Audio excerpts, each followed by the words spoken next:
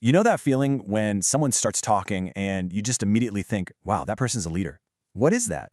It's not always what they're saying, is it? So often, it's how they're saying it. Today, we are going to dive into that critical and honestly often ignored piece of leadership, your voice. So let's start with a really common problem. We see people all the time trying to project authority, trying to be confident, but something just feels off. There's a missing link somewhere. If you've ever looked into this, you've probably come across this term, executive presence. It gets thrown around in corporate trainings all the time. But what does it actually mean? What is it and how do you get it? Well, the Center for Talent Innovation breaks it down into three main pillars. First, there's appearance, how you look and carry yourself. Then you've got communication skills, how clearly you get your ideas across. And finally, gravitas, that sense of confidence and, seriousness you bring to the table. But here's the thing, even with all three of these, there's a huge piece of the puzzle that's often missing. And that missing link? It's your voice. Vocal coach Laura Sicola actually has a name for it, vocal executive presence. It's the glue that holds your communication skills and your gravitas together. So the real question becomes, does the way you speak actually support your message, or does it totally undermine it? Okay, just imagine someone at a big press event saying this exact line. But they say it like this. We're very passionate about helping children and improving the quality of our schools. You hear the words, right? The claim of passion is there, but you don't feel it. There's zero evidence. And that disconnect between the words and the delivery, that creates a massive credibility problem. And look, this isn't just a gut feeling. It is totally backed up by data. And the numbers behind why your voice is so critical for credibility, they're actually pretty shocking. So, a famous study looked into how we judge sincerity. What they found was fascinating. A huge 55% of that judgment comes from nonverbal cues, body language. But look at that next slice. A staggering 38% comes from the tonality of the speaker's voice. And the actual words they used, a tiny 7%. Now hold on, this does not mean that your words don't matter. Of course they do. What it means is that when your message is inconsistent, when your words say one thing but your tone says something completely different, we are hardwired to believe the tone. Every single time. And this is where it all clicks. This reveals a huge disconnect in how we prepare for, anything important. Think about it. If 38% of your credibility comes from how you sound, how much of your prep time do you actually spend on it? Most of us, we spend 99% of our time on the content, the script, the data, the PowerPoint, and we just kind of hope the delivery part works itself out. That is a massive, massive gamble. Okay, so we've laid out the problem pretty clearly. So what do we do about it?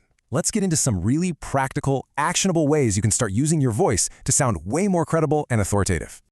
All right, let's start with a little bit of brain science, because this is really cool. When you're listening to me talk right now, your brain isn't processing every single syllable equally. Nope, it's actually taking a shortcut. Your brain latches on to the highest points of my intonation, the pitch peaks, and then it just kind of fills in the blanks for the rest. This explains so much, like why we mishear song lyrics all the time. You know the Louis Armstrong classic, What a Wonderful World? The real line is, the bright blessed day and the dark sacred night. But as a kid, Laura Sicola always heard, the bright blessed day and the dogs say good night. I mean, it makes zero sense, but it perfectly matches the pitch peaks and the key vowel sounds. Her brain just filled in the rest with something that fit the pattern. So, we can totally use this to our advantage right from the very first moment we introduce ourselves. Instead of just mumbling, "Hi, my name is Laura Sicola," you can make it super easy for the other person's brain to catch your name. Try this. Let your pitch go up on your first name, almost like a comma, as if to say, wait, there's more.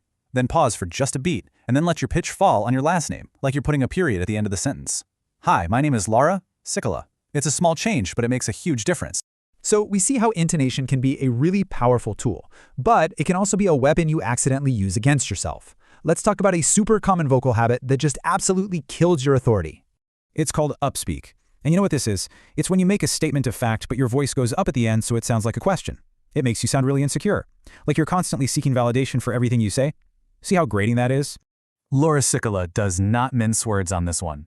She calls upspeak a vocal crime against humanity and the vocal equivalent of hair twirling. It's basically the opposite of authority. It makes it sound like even you don't believe what you're saying. All right, so we covered some things to do and a big thing not to do. Now let's tie this all together with one final, really powerful concept for mastering your vocal delivery in any situation. Let's just take a quick look at Margaret Thatcher. Early in her career, her opponents would actually mock her voice, calling it shrill whenever she got passionate. So when she decided to run for prime minister, she worked with a vocal coach from the National Theatre to consciously lower her pitch, to slow down her speaking rate, and to sound more authoritative. It's just a powerful reminder that we have way more control over our voice than we think. Because at the end of the day, it's all about context. I mean, the deep, commanding voice of James Earl Jones is absolutely perfect for Darth Vader, but maybe not so much for Elmo. And could you even imagine Fran Drescher from The Nanny saying, "Luke, I am your father"? It just wouldn't work. The right voice is completely dependent on the situation. And this brings us to the core idea, the prismatic voice. Think of your core personality as pure white light. Now, when that light passes through the prism of a specific situation, say a tense board meeting or a casual chat with a friend, it splits and reveals all the different colors or facets of who you are. Your job isn't to act or be fake, it's to be authentically you by consciously choosing which facet, which color of your personality needs to shine through in that specific moment. So the goal isn't to go out and find some generic leader voice or to imitate someone else.